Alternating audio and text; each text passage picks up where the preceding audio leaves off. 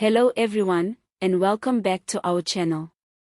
If you're passionate about South African politics, economic justice, and the fight for workers' rights, then you're definitely in the right place.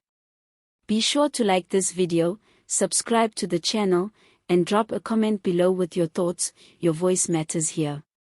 Today, we are turning our attention to a major statement from President Cyril Ramaphosa that aims to address some of the most urgent issues facing South Africa today: economic inequality, joblessness, and the future of the working class. Ramaphosa has made a bold appeal for national unity, calling on citizens, labor unions, business leaders, and government to rally behind one shared mission: inclusive economic growth and mass job creation. At the heart of his message is a recognition that the progress won by South African workers over decades of struggle must now be used as a springboard to open doors for all, especially the youth, the poor, and those living in areas long neglected by development. Let us use the hard-won gains of workers to create new opportunities for all, he said. But let's be honest, this speech comes at a very difficult time. South Africa's economy has been limping along, with persistent inequality, unemployment stuck at dangerously high levels, and communities across the country facing rising costs of living, wage stagnation, and service delivery failures. Youth unemployment hovers above 40%. That's not just a number, it's a national crisis. For every hopeful graduate, there's a growing sense of despair. And for workers, the pressure is relentless. Wages are not keeping up with inflation, while automation and digitization are displacing jobs faster than the economy can replace them. Ramaphosa's administration has made some moves to address these challenges. There's been a push to attract foreign investment, ease regulatory red tape for small businesses, and fast-track infrastructure and energy reforms. Projects like the Presidential Employment Stimulus and efforts to fix Eskom's crisis-plagued grid are all part of the broader recovery strategy. But many workers on the ground are asking, where are the results? Unions have been vocal. They've warned that if growth doesn't translate into real benefits for workers, like higher wages, better working conditions, and more job security, then all the speeches in the world won't mean much. From Namsa to Kosoto, the message is clear: workers need more than hope. They need delivery. They need policies that work for the poor, not just the elite. Ramaphosa's reference to the hard-won gains of workers is important. He's acknowledging that South Africa's democracy was not a gift, it was fought for in factories, on picket lines, in the streets.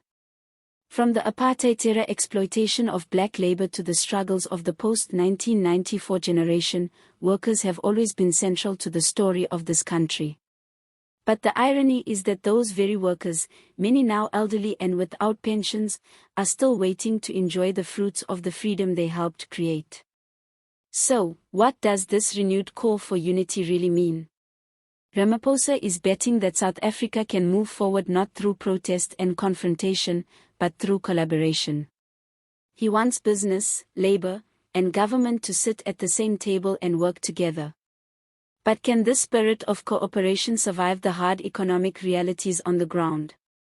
For example, many workers are living with daily load shedding, unaffordable transport costs, and public hospitals that are understaffed and under-resourced. In townships and rural areas, job creation is still a distant dream. Informal workers are barely surviving. The gig economy, hailed by some as a flexible work model, is in fact a place of high risk and low reward for most South Africans. And then there's the political layer. Ramaphosa's ANC faces declining support in national and local elections. The promises of a better life for all are now being challenged by rising populism and deep public distrust. His call for unity, therefore, is not just about economics, it's also a survival strategy, a way to hold the center together in a country that's at risk of pulling apart. In that light, his comments could also be seen as a subtle warning. If the nation doesn't pull together, if workers lose faith completely, if social cohesion breaks down, then the fragile democratic consensus we've built could unravel.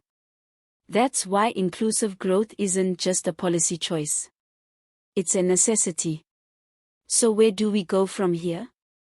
First, there needs to be more accountability from government on the delivery of job creation projects. The public deserves to know where funds are going and how many permanent, dignified jobs are being created, not just temporary gigs that vanish in a few months. Second, businesses, especially large corporations, must stop hoarding cash and start reinvesting in communities. The private sector has a crucial role to play in skills development, mentorship, and entrepreneurship support. It's not enough to make profits and pay lip service to transformation. Third, unions and workers must continue to apply pressure, but also be open to engaging in new ways. The future of work is changing. Artificial intelligence, green energy, and global supply chains are rewriting the rules. South Africa must prepare its workforce not just for the jobs of today, but the challenges of tomorrow. Finally, we as citizens must remain engaged. The promise of shared prosperity won't come from government alone. It requires all of us to participate, through voting, activism, supporting local businesses, and holding our leaders accountable.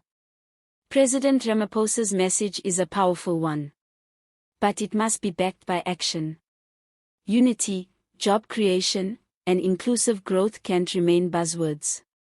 They must become lived realities, especially for the millions who still wake up every day with no job, no income, and no real sense of hope. So, what do you think? Do you believe Ramaphosa's call for unity is enough? Can inclusive growth be achieved in this political climate?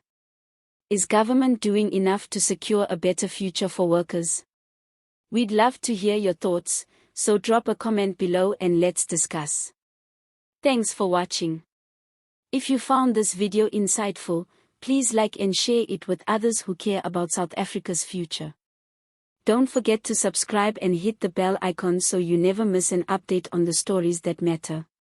Until next time, stay informed, stay active, and stay committed to building a better South Africa. See you next time.